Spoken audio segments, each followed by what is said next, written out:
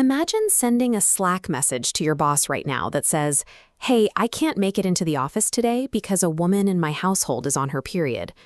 In the modern corporate world, HR would probably look at you like you've lost your mind. But let's rewind to the year 1250 BCE. This is the village of Deir el-Medina in Egypt, just over the ridge from the Valley of the Kings. It was one of the most high-stakes workplaces on Earth. Standing off to the side of a dusty street is a scribe with a broken piece of limestone and a reed pen, meticulously taking morning attendance. Next to the names of the men who didn't show up, he writes down their reasons, like brewing beer, bitten by a scorpion, and drinking with a coworker. And then, next to more than one man's name, he writes a single word, Hesmen. His daughter was on her period. In the desert heat of the New Kingdom, this was an official, state-sanctioned reason for a day off. That shard of limestone still exists today in the British Museum.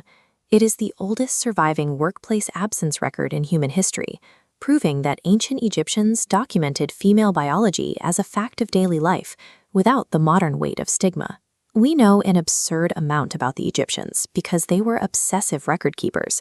They painted almost every aspect of daily life on their tomb walls, from the cobbling of sandals to the exact count of geese in a harvest. This level of detail extends to tax logs and temple rituals, capturing the mundane and the sacred with equal precision. And yet, there is no direct manual for what an Egyptian woman physically used during her period. No instructions, no diagrams, no government logs. The reason for this gap is simple. Egyptian scribes were men writing for the bureaucracy, and people rarely write down instructions for knowledge universally understood within the home. You don't have a manual for how to turn a doorknob because it's common knowledge.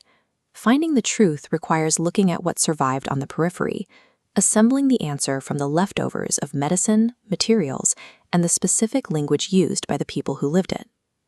In Egypt, society was guided by the principle of purity.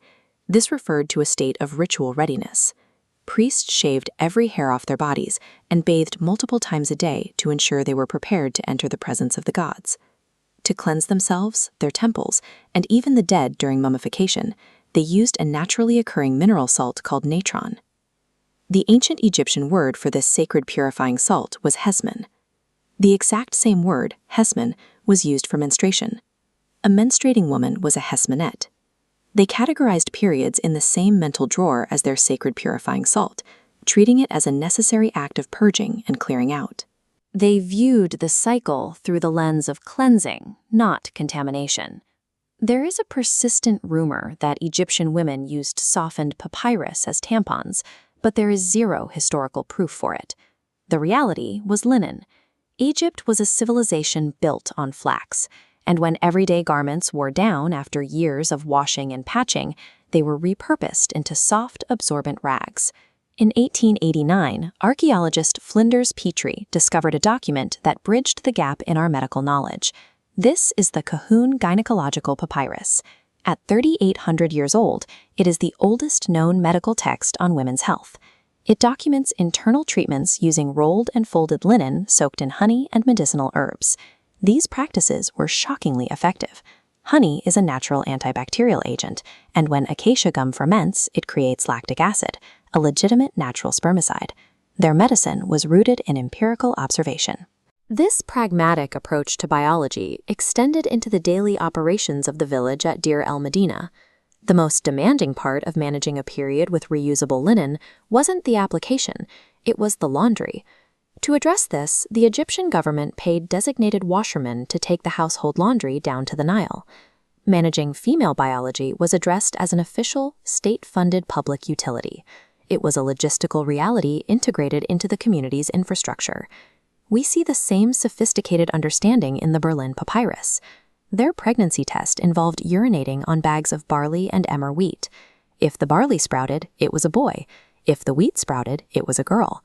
When researchers tested this exact grain method in a lab in 1963, they found it to be surprisingly accurate. The receipts they left in the sand, from limestone shards to linen rags, paint a consistent picture. 3 millennia ago, a civilization saw female biology as a normal part of the human experience, building a system that offered more practical support than many modern institutions provide today.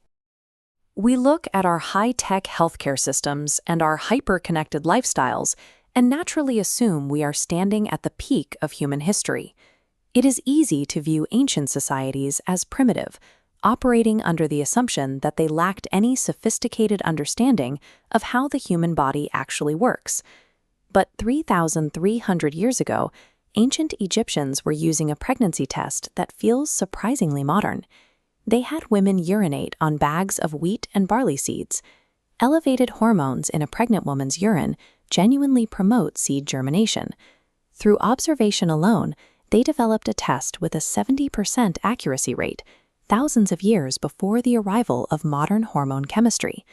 This wasn't an isolated discovery, but part of a wider social framework found in Deir el-Medina, a small worker village on the banks of the Nile.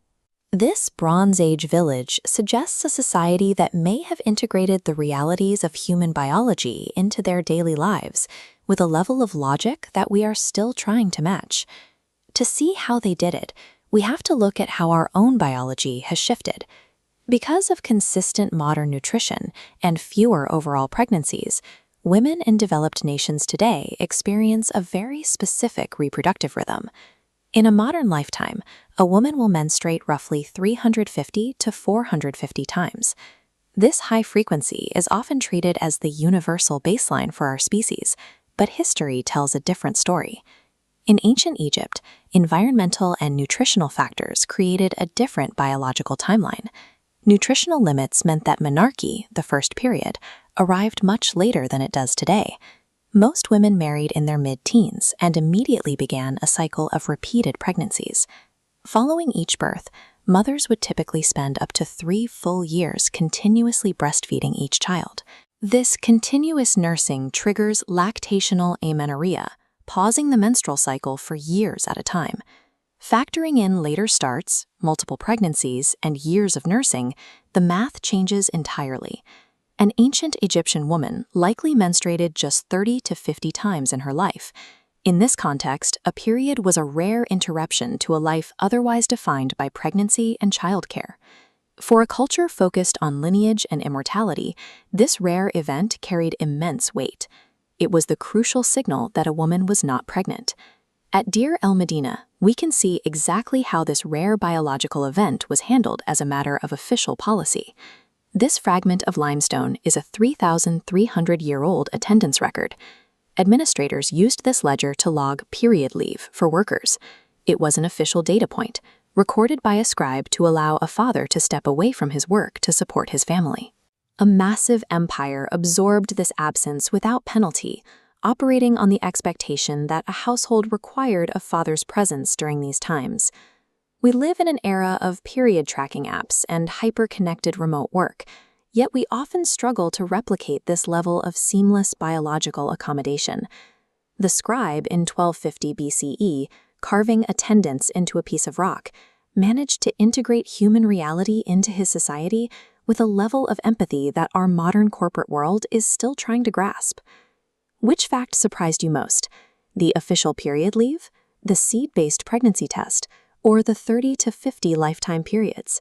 Let me know below.